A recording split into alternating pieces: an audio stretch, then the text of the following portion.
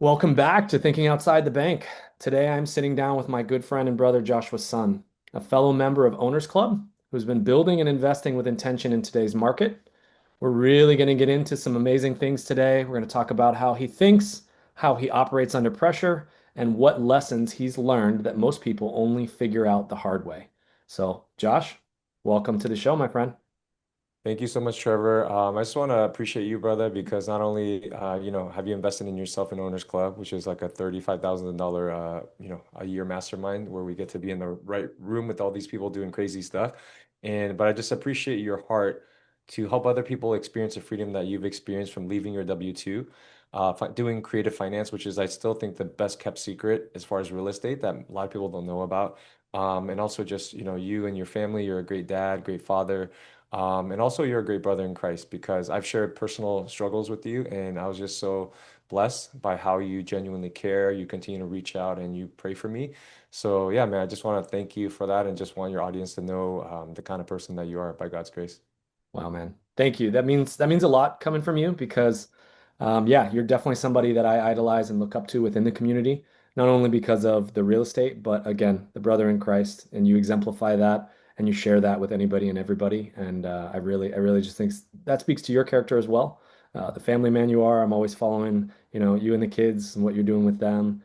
So I absolutely love that. And then, like I said, that means a lot coming from you. So thank you. Of All glory to God, man, but thank you as well. course.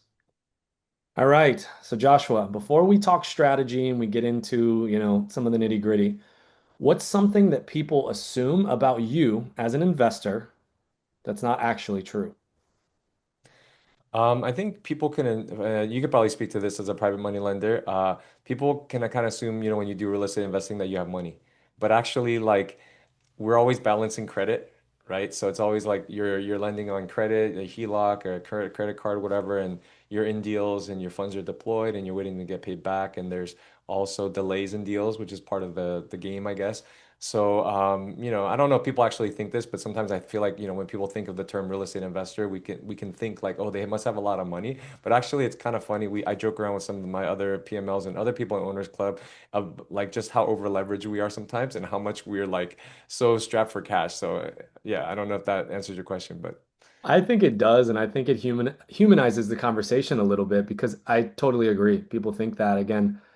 A lot of my friends know I was a W-2 worker before that and kind of transitioned into it. And it's like, oh, you must be doing so well. I see all your progress on social media. It's like, just like anything else, social media can trick you, That's supposed to be the highlight reel. Yeah, we want attention towards it of what we're doing because it brings in new investors and more money for deals that we're trying to invest in and ultimately share the wealth with. Like I want other people to know the opportunities so they realize the barrier to entry is very low.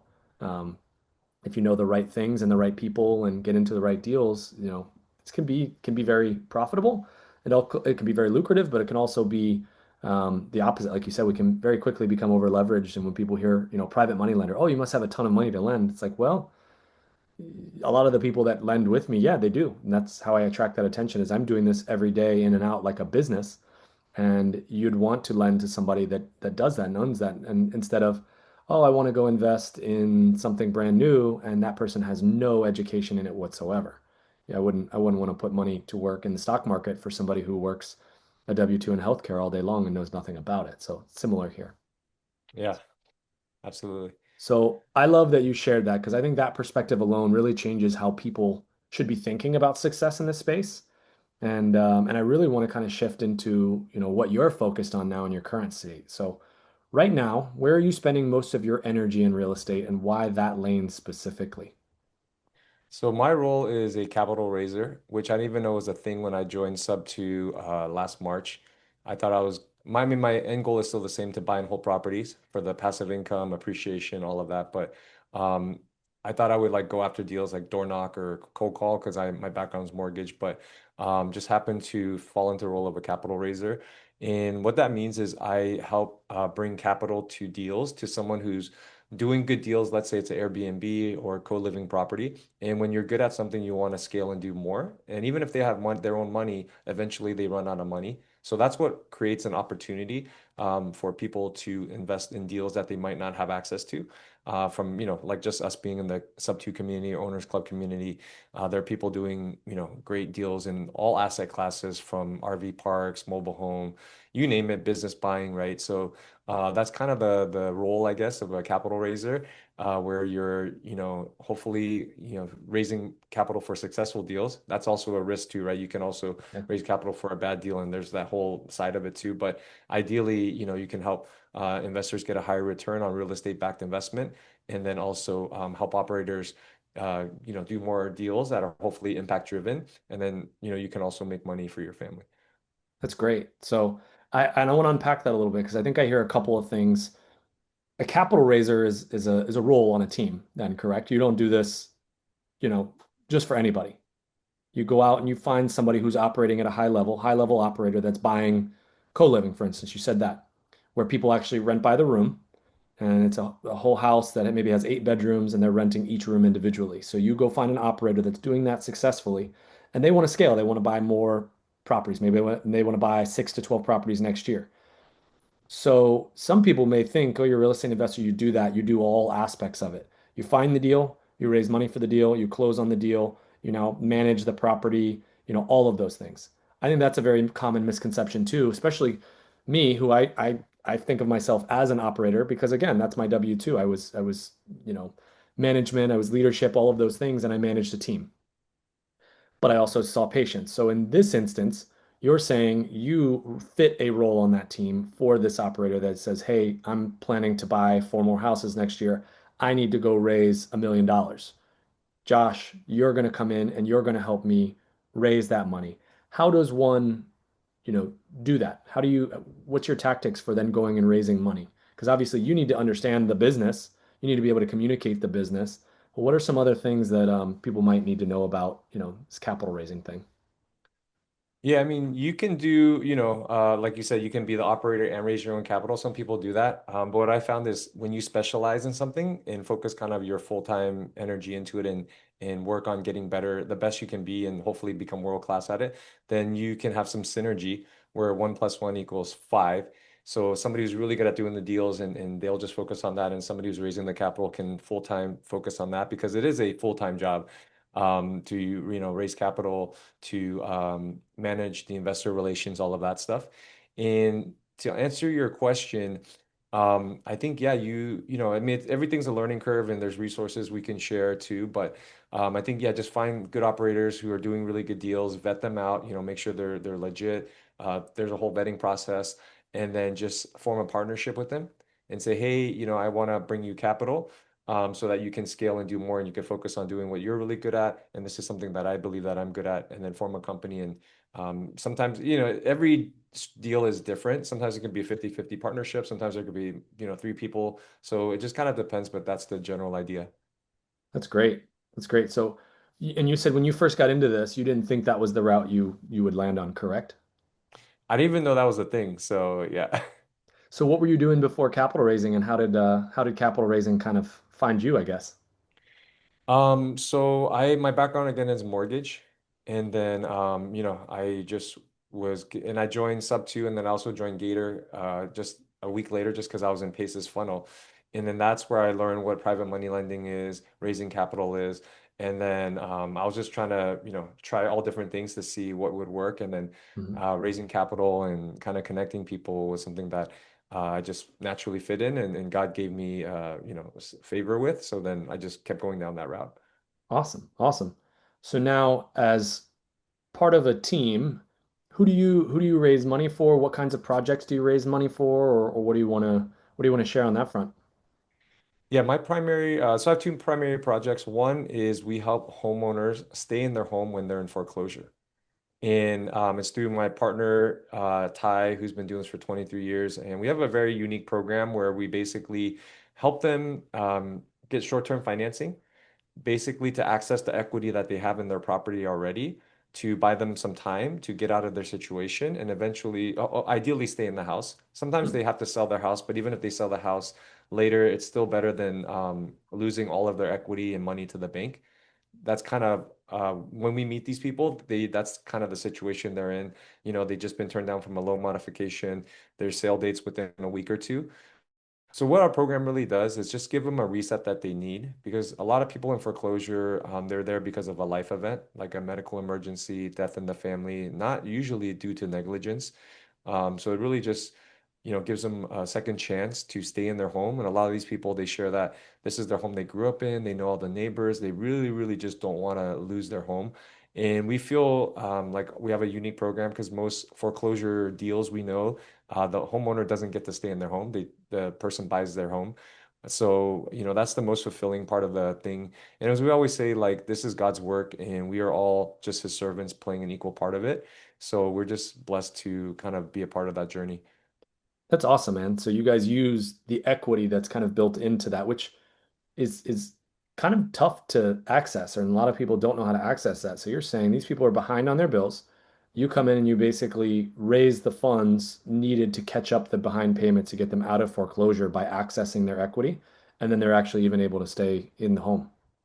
Yeah, correct. So what we do is like, we have the investors kind of reinstate the loan for them. So catch them up. And then our exit strategy is we purchase that property with a hard money loan. And we have different structures where we mitigate the risk. For example, we'll create a LLC for that property. Then we'll make sure the property has at least 35% equity. And then we'll have the homeowner sign over the title to our LLC so we have control of the property. But then our exit is to purchase that property with a hard money loan. And then using that hard money, we pull out of the equity, to pay everyone back. But then we also pull out 12 months of payments for the homeowner. So that's a kind of a unique part because they don't have to make payments for a year. Because that's Wow. a question, right? It's like, hey, if this person are at foreclosure, how are they going to just continue to make the payment? So that's how we give them a year. Again, that's our nice reset. And usually after a year, we help them, rebuild their credit and they're able to refinance that hard money loan into like an FHA loan. Wow. I have never heard that structure before, but giving them that 12-month cushion, because that was going to be my next follow-up question is how many of these people go right back into foreclosure? Like, yeah, you've gotten them caught up, but what if they couldn't make those payments to begin with? I imagine those payments are probably a little higher, but now you just answered that. You guys actually build that in there. So, which is also interesting. You said, 35% equity or more, because when you pull that out and everybody, the investors can be paid back. You guys obviously are going to make some profit, but also then you set aside 12 months of payments. Man, that's incredible. It's a great strategy. I love that. Yeah, glory to God. I mean, that's something Ty's been, came up with over 23 years, but he said it's by, God's wisdom and grace. So yeah. Genius. So you guys purchase in an LLC, pull out the equity, you've raised the capital, so you guys aren't putting any of your own money into it. You're making profit, you're fixing the thing for the homeowner. Your investors that you're raising capital from are making what I've seen some of your deals advertised, making good profit for those investors that are bringing money to the table. A lot of people are winning and providing now for their families. And again, the ultimate is you're helping that homeowner stay in the home. That's truly incredible. A quick disclaimer, this is just educational content just to describe how we creatively structure a deal. It's not a offer or solicitation to invest or anything like that. Yes, yes, please and thank you. Definitely regulations we want to stick to and trying to educate people, not necessarily again promise any kind of return. So thank you for that. So that level of focus is really rare, especially in a market like this. So I really love that again, you kind of went into detail on some of that, Joshua. It's fantastic. Um, and when we talk about over leveraging, we talked about this earlier and operating on credit and PML. So every investor hits a moment where the pressure is real, money's on the line, expectations are high. How do you make decisions when you don't have perfect information or a perfect timeline? Great question, Trevor. I mean, in general, I would say like right now we have a weekly or biweekly bad deal chat. So we are seeing a lot of people bring bad deals to us, and I'm in a couple deals that are very delayed too, to be fully transparent. So I think doing your due diligence is super important because you want to get as much of the information as possible. And if you don't have all the information, you don't feel really, really good about it. If the borrower is not willing to share information and be transparent, I would say usually that's a red flag. And that's something that I would not invest in.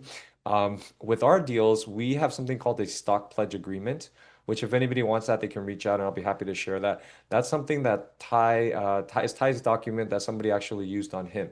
And what that does is basically that helps the investor take control of the LLC that owns the property if they are not getting paid back, if the borrower is in default. And this is actually something this is something that's even stronger than a first lien position because a first lien position, you still have to hire an attorney. go through legal process, follow foreclosure, mortgage laws, and it can still be, a lengthy, time-consuming, costly process. And the borrower, if they're sophisticated, like a scammer, they can still assign their interest to a spouse. They can file bankruptcy or multiple bankruptcies, and then now you have to hire an additional BK attorney. So there's just a lot of things that first lien position doesn't. I mean, it's right. So there's just a lot of things that you still have to do even with the first lien position. So those are good. If you can get that, that's perfect. But add to it a stock pledge agreement, which again, it allows you to execute with a certified letter, no attorney needed, and then you would take control of that, take title of, wait, sorry. You would then remove the borrower from ownership of the entity that owns the property, and then you would then replace them as the owner. So then you would have title, and then you could sell the property or do whatever you want to recoup your capital. So that's one way we mitigate the risk.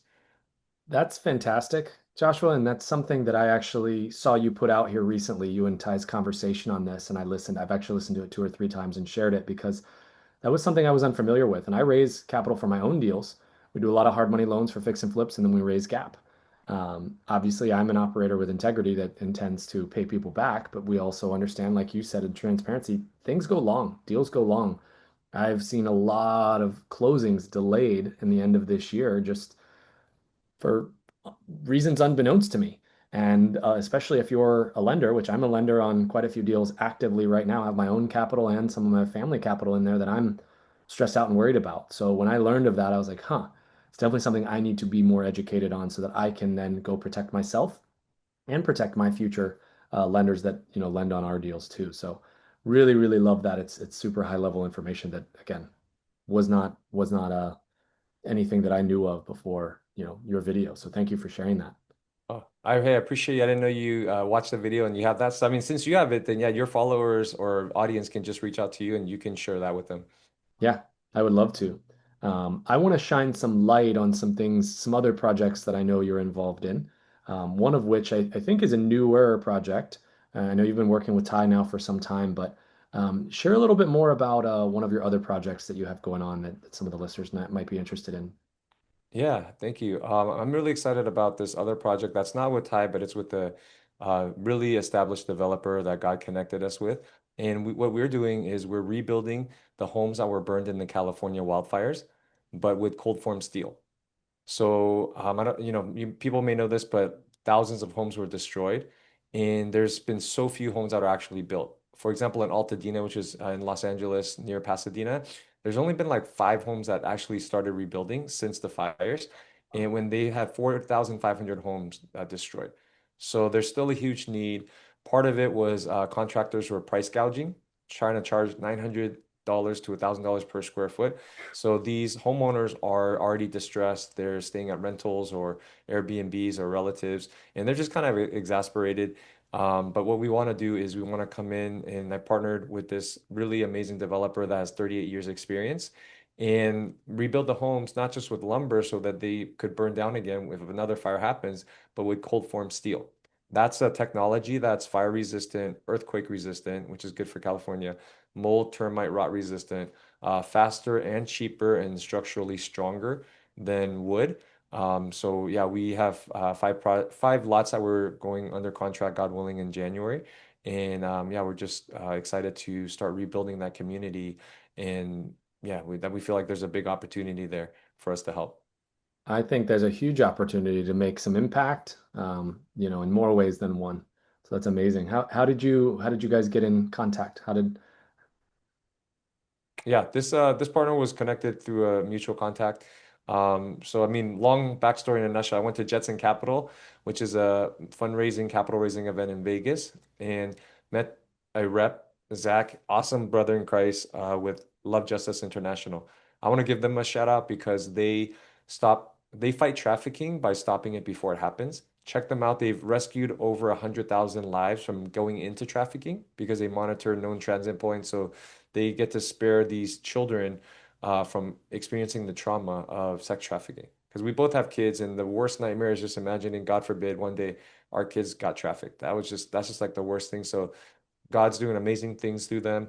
And that person connected me with somebody who connected me with Charles. Because I mentioned, I do some stuff. Our church does some stuff with the orphanages, and Charles, actually, the developer, built an orphanage in Afghanistan. during a war. So he's very mission focused and very aligned with the gospel and the kingdom. So that's what allowed us to form that relationship. And now we have this partnership to help rebuild the homes.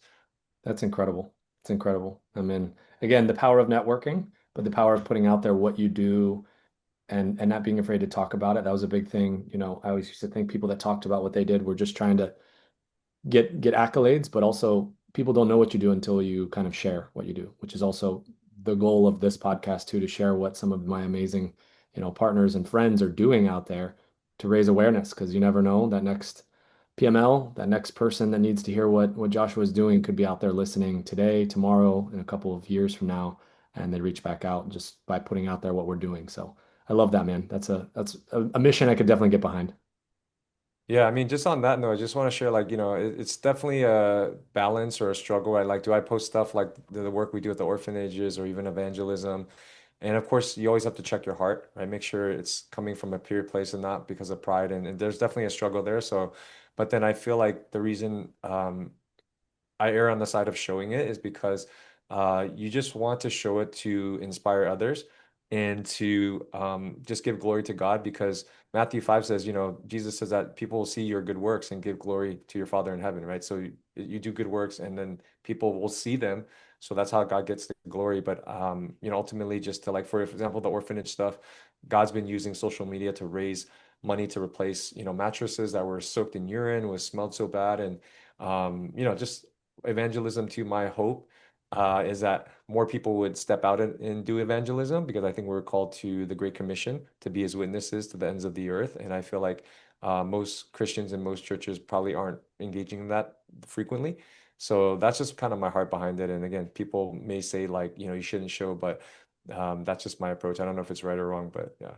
I agree. And I think, again, you said it well with checking your heart, because if we're doing it for his glory and remembering that he's the one that made this all possible and that it's not us accomplishing and doing these things, that it's the skills and all of the traits that he gave us to now, exemplify and honor him. If we're doing it with the right heart posture, I really think, sharing it for the point of sharing it and showing, all the good works that are attributed to him, I think, you're doing it exactly the right reason. So kudos to you.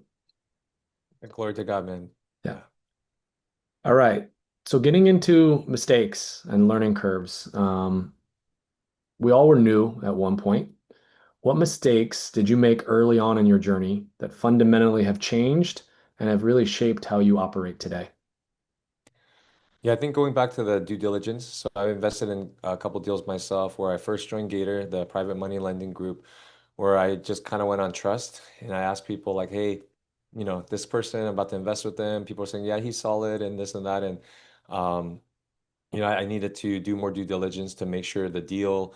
So you have to vet different things, right? To vet who the borrower is, who the operator is, make sure they can execute on the plan, whatever it is, whether it's a flip or something like that, their character, their background, and then also the exit strategy. Like, what's the plan to pay the investor back? So in my deal, is he's a known person in the community. People vouch for him, but then the plan to pay us back was that his this other partner, his private money partner, was in another deal that was supposed to get paid back. So we're like, okay, cool. And then like now, 14 months later, we're still in it because they're having issues get paid back. So that's one example of just having to vet all the different parts of the deal from the operator to the exit strategy. And I think, like you said, it's a learning process, but as part of investing, I think if you're gonna consider investing and do private money lending, you do have to be ready for the risk of either delays or even losses of your capital because in our bad deal chats, we, unfortunately have people in very tough spots. Some of them may lose their capital, which is always heartbreaking, but yeah, you have to be ready for that. That's good, man. And I think that lesson alone has probably saved you years and obviously a lot more money. I'm sure that, again, hopefully that capital comes back. But again, sometimes the lessons that we learn in the process, and I'm in a very similar situation now as well. Just doing some short-term transactional lending and things were going great. And then all of a sudden things have kind of come to a screeching halt and are now, 4 months late. It happens. But the communication, the reputation of that borrower, and also how you're secured, speaks to a lot of it. You can be secured great, but you can also still have bad actors that then can kind of run away. So definitely important to know not only the horse that's running the race, but also the jockey that's riding the horse and operating. So it's huge. Yeah, good way to put it. Exactly. All right, so I'm gonna ask you a couple more. The big one, I always like to bring it back to the name of the podcast, thinking outside the bank. When you hear that phrase, what does that actually mean to you in practice, not just in theory?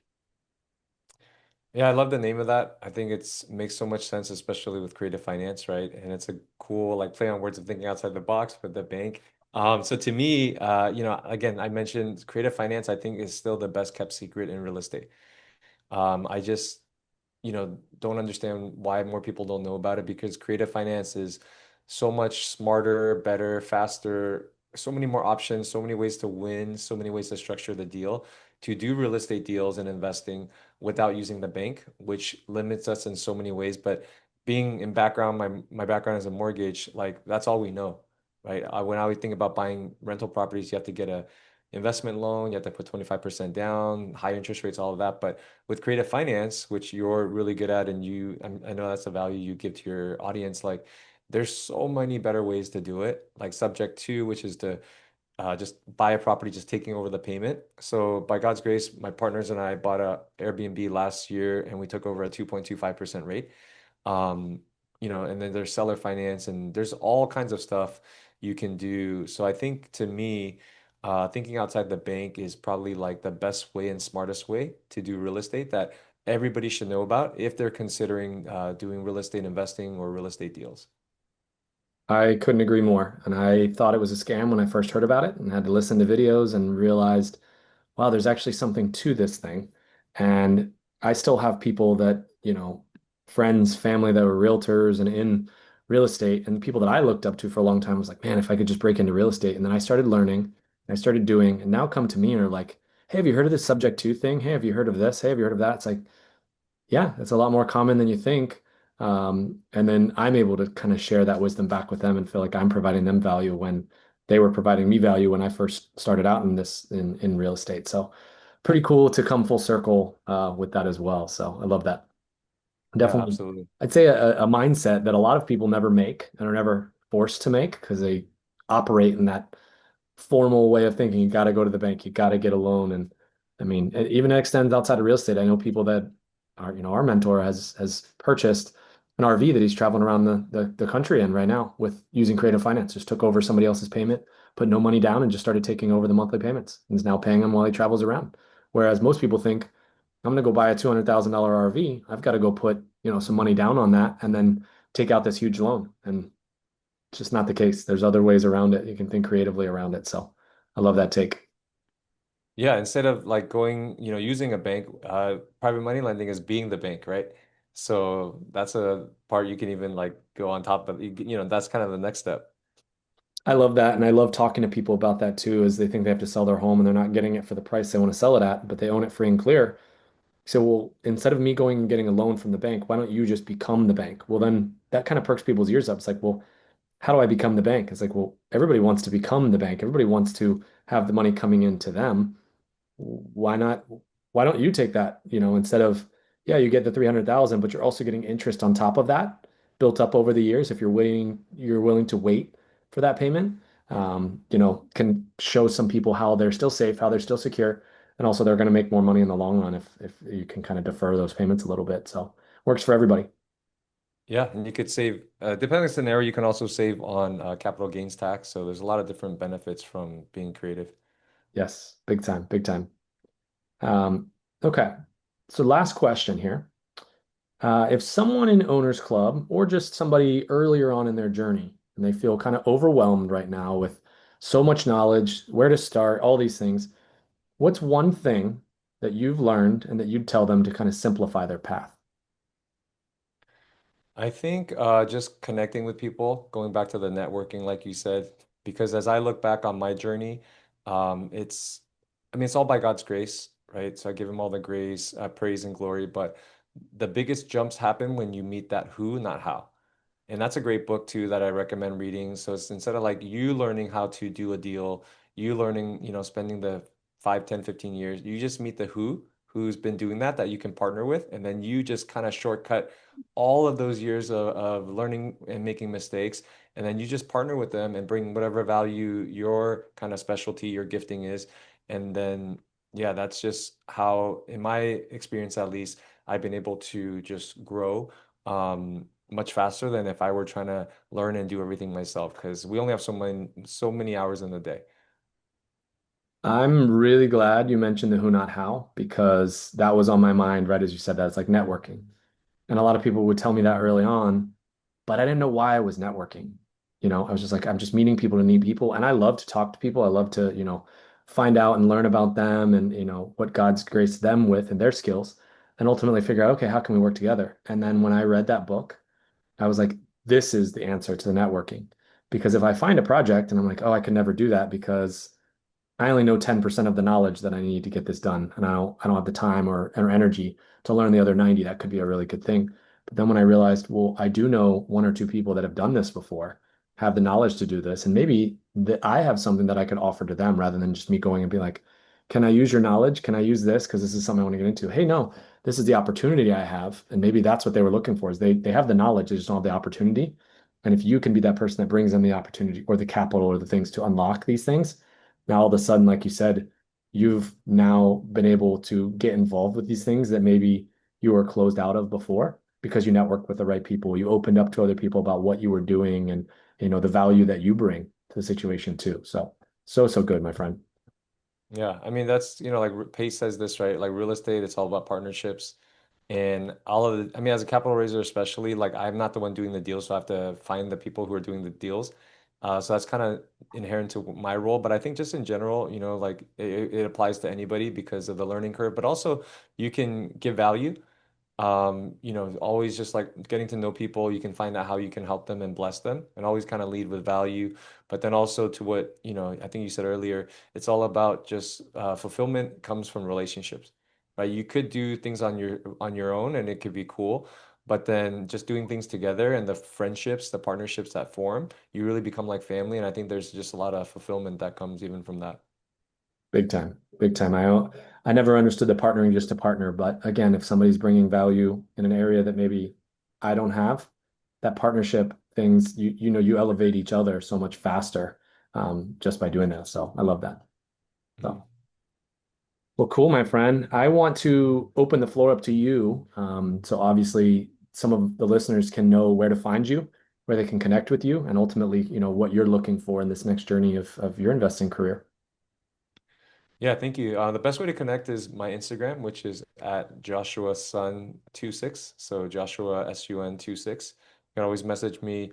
And yeah, just looking to share kind of like what you're doing. My passion is like yours. By God's grace, was able to leave my W-2 last July. And I still have my mortgage business. My partner runs with that. So it's still an income stream. And I have the freedom to do homeschooling for my kids twice a week.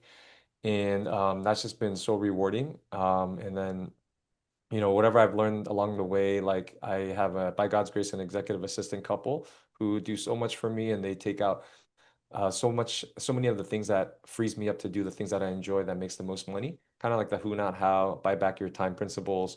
10x is easier than 2x, Dan Sullivan, Gap in the Gain, like all really good books I recommend. I also have a full-time social media content person, creative director. So if anybody, has any questions or wants to learn about all of that, like if they're feeling overwhelmed, I'm in Dan Martell's elite coaching program, phenomenal program. If I had to pick maybe one program, it might be that one. But yeah, I'm just happy to share kind of resources, whatever I've learned on the way, to help people kind of lead their W-2 or at least kind of speaking to your mission, your vision to help people release some of the financial stress because cost of living is so high. Most of us it's still hard to get by, including myself. So finding a way to make passive income, stuff like that, any of those topics I'm happy to share. But one question I had for you, Trevor, if you don't mind sharing, is like, Sure. tell me about your experience. I know you've left your W-2. How has that been for you, and how's that kind of changed your life? Yeah, it's a good question, and I appreciate it. It's been a challenge. So I left slash lost my W-2 last November, so a little over a year, about 13 months ago. Unexpected. I've been a physical therapist for 11 years at that point. but was starting to get into some more investing and really long term wanted to shift towards that. But I loved my work. I loved my W-2, but got out a different plan. So, and I think kind of throwing me into the fire, that's where sometimes I learn the best and kind of forced that way because I don't know that I would have ever made that jump on my own. So I took that Hmm. as an opportunity that God presented to me and a door that He closed while He also opened this other one. And again, thankfully, my wife had a photography and videography business that I help her with, and we did do some things and had some other revenue streams there, and had some capital reserves built up so that we could kind of figure out what that next step was. And I was also getting more into fix and flips. I had an amazing partner. I've done really well with him this year, and just really started learning what entrepreneurship really means and how to operate like that. I was always a W-2 where I came in, I had my schedule, I had my work for the day, I had my patient list, or I had my task for the day. And now I don't have a boss. I'm my own boss. And I really had to set that intention every day of, okay, I'm getting up. This is what I'm going to do early in the morning. I'm going to do the deep work, get up, read my Bible, stretch, run, do a little bit of physical activity, get primed for the day. Then my kids and my wife wake up, take them to school and then get into it. Really figure out what those things are that I need to get accomplished. That one thing for the day that was the most meaningful. And I'm still learning. I'm still constantly refining that and finding my niche, my fix here in this whole real estate investing in this owners club community. I did get a business coach here a couple months back. That's been a game changer as well. Kind of keeping me accountable week to week because I have homework he gives me every week and making steps with that. But yeah, just that growth mindset of continuing to learn and grow every day of like not getting passive, not settling for that. And but I'm really loving and kind of starting to see, I'd say the light at the end of the tunnel of the freedom time wise, especially is the big one for me. Not necessarily monetary. I don't have to make $1 million every year to be a millionaire. I've got an amazing family and getting to spend time with them is really the goal. And that this past year has come to full fruition. So I would say, yeah, I am a lucky man and continuing to learn and see what God has next for me and my family. That's awesome, man. I love that how you say growth mindset, right? That's like me. I'm always learning, always listening to something. Um, there's so many hours in the day where we can be using to learn so that we can buy back our time with our family, which I love that you're experiencing that. That's, I'm doing the same thing and we're super blessed and thankful. And like our kids aren't going to be around for that long. They grow up so fast, everyone tells me. And just those moments where you can, that extra time you have to pour into them, to love on them, really shapes their future. So I guess that's my encouragement to everybody out there. Like if you want more than just what you have with your W-2, like turn the time that you have into learning time, into that growth mindset time, because there's definitely opportunities out there. There's thousands of people in our communities who are doing that or on that journey. So yeah, just encourage you guys to move forward and do that if that's what you want. I love that. I love that. Thank you for asking that and kind of sharing that perspective, Joshua, because that's really, really good, man. I think they needed to hear that. So. Awesome. Well, big thank you to my friend and brother Joshua San for sharing his perspective and being real about what this journey actually looks like. I think if this conversation gave you a new lens on how to think, operate, or decide under pressure, make sure please to subscribe to Thinking Outside the Bank. Share this episode with someone in your circle and keep thinking outside the bank. Go give Josh a follow. He told you how to find him. And yeah, looking forward to doing many, many, many more things with you, my brother. And yeah, thank you so much for coming on today. Thank you so much, Trevor. God bless you, brother. Likewise, man. God bless you.